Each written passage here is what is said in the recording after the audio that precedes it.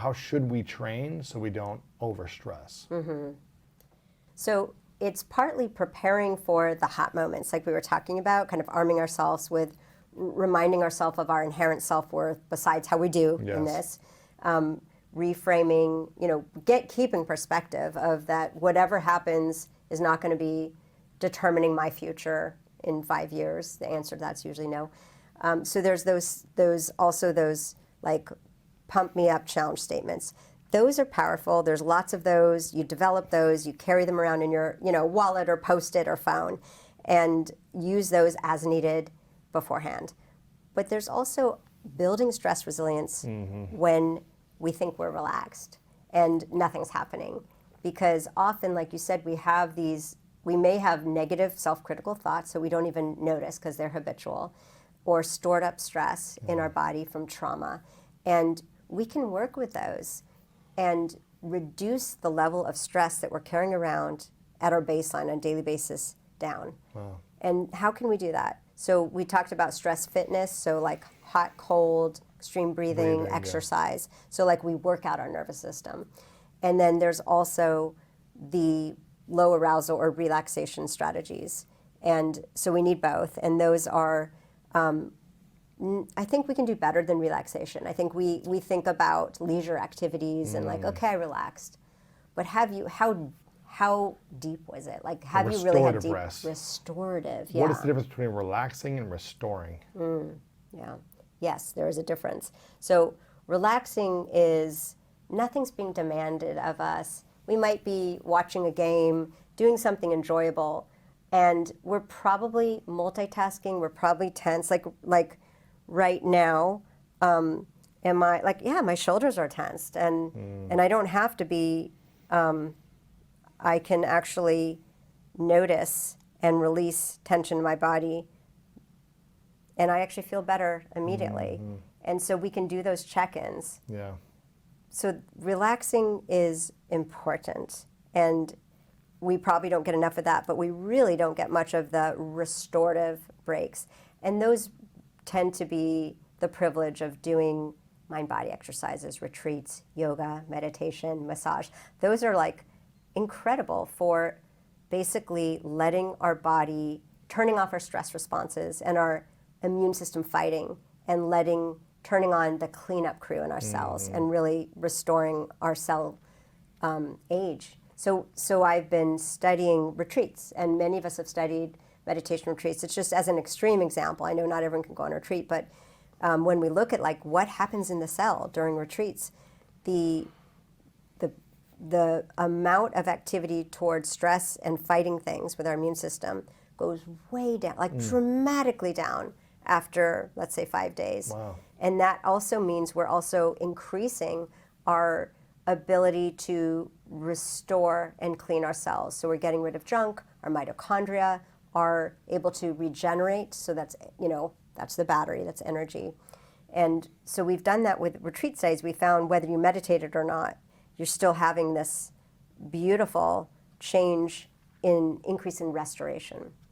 No work, no phones, no computers. Sure. That's rare, right? On vacation, we're even on the phone. And so just being able to self-impose the small breaks is a big deal for us in our modern stressful day. Right. That's restoring. That's not just relaxing, right? Yeah. That's restoring. Restoring is inwardly focused, very,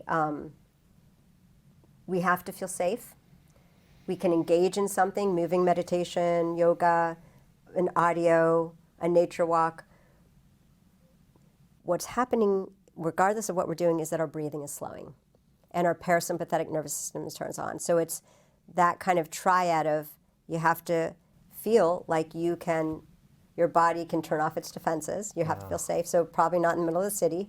And then your breathing naturally slows, and then our physiology has its turn to switch gears toward restoration. Before the interview continues, if you feel like you're not living your most authentic life, not leaning into your purpose, and not living the life that your future self would be extremely proud of, I've written a new book called The Greatness Mindset, and I think you're gonna love this. Through powerful stories, science-backed strategies, and step-by-step guidance, The Greatness Mindset will help you overcome all the different challenges in your life to design the life of your dreams and then turn it into your reality. Make sure to click the link below in the description to get your copy today. Okay, let's get back to this video.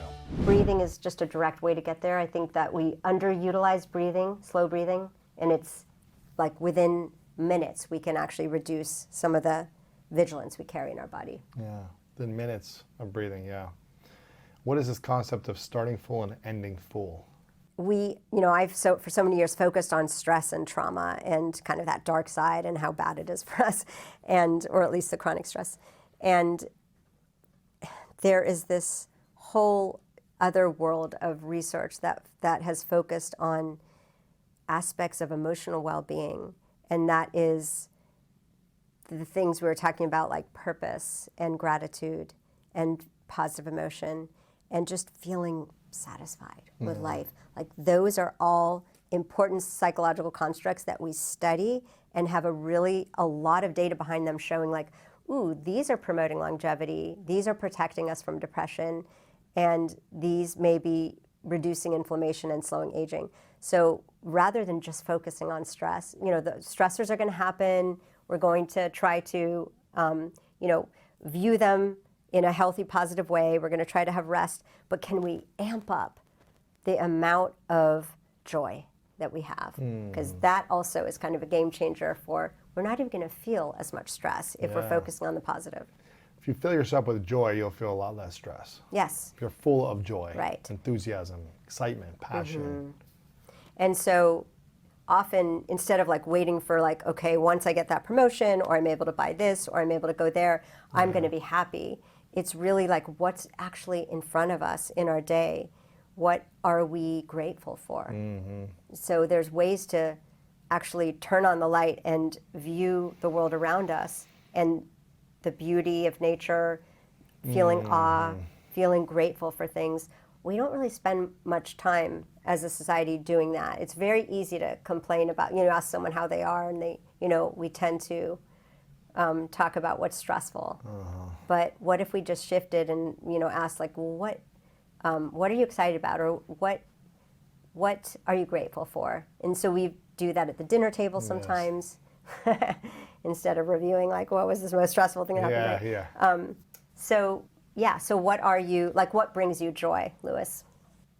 A lot of things. When I work out, I feel a lot of joy. It's a lot of fun for me. When I play games, when I play cards, board games, when I play sports, when I'm with my girlfriend, with my friends, when I'm going on a trip, when I'm doing an interview, it brings me a lot of joy. When I'm with my team, there's a lot of things that bring me joy. Yeah, and you're so in touch with them, like your list came immediately. Yeah, Love exactly. it. Yeah. Yeah.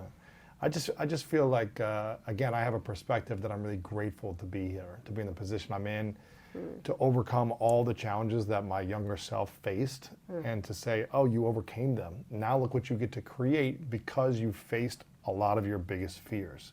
You overcame the worry, the stress, the anxiety for decades, and now it's the time to reap the rewards of that conquering. Conquering fear, stress, anxiety, because you did the work, because I did the deep, intense work consistently. It wasn't just like one day, it was like every day or weekly, I was doing active work to improve and to overcome the things that were holding me back, the things that were stealing my joy. Yeah. And so I feel like I'm really grateful for the work that I've done to get here and the people that have supported me in getting here as well. Yeah. So that ability to be so in touch with joyful things and to feel like stress is not dominating your life and your day is precious. And it took you years and a lot of daily work. And you talked about lifestyle. Health is built through lifestyle. It's not a one-time thing. Right. It's not, I'm going to go get my health this week because I have vacation. Right. And that is really how I think about stress management. It is really this daily nudges and balance. So like waking up and asking, what am I looking forward to today? What am I grateful for today? Having some, of that body stress, having some spaciousness. It's that balance. Like we need that so much. If we're not actively doing a few of those nudges, we are going to be compressed and shaped by daily stress. Really? Yeah. What do you mean shamed by daily Shaped, stress? sorry. Oh, shaped. We're okay. going to be living with too much daily stress. We just don't need to be. And so it's a shame, that I think our information overload and the news we're always getting and the personal dramas, the daily drama that we'll always have on and off, that those conspire together to make us so much more miserable than we need to be. And so we're rushing and we're not connecting with people and really stepping back and reflecting on what is my purpose here. Yes. What is the science behind drama, gossip, and criticizing others? Or having jealousy about others, speaking about others, gossiping, drama, watching drama. How does the science play into how much that causes stress in someone when you engage in those activities? Yeah, that's it's a really good question, and I think I don't have a great answer except for doing all of that. First of all, we're influenced by those around us, so we can be we can be role modeling, focusing at a higher level on what matters in life and not talking about other people. And so being around people who are always talking about other people, we either leave it or we engage in it. And at the core of it, I think, is unhappiness. And so that social comparison of maybe that will make me feel better if I criticize someone about something else. So there's this, unsatisfactory sense of self. Sure. Interesting.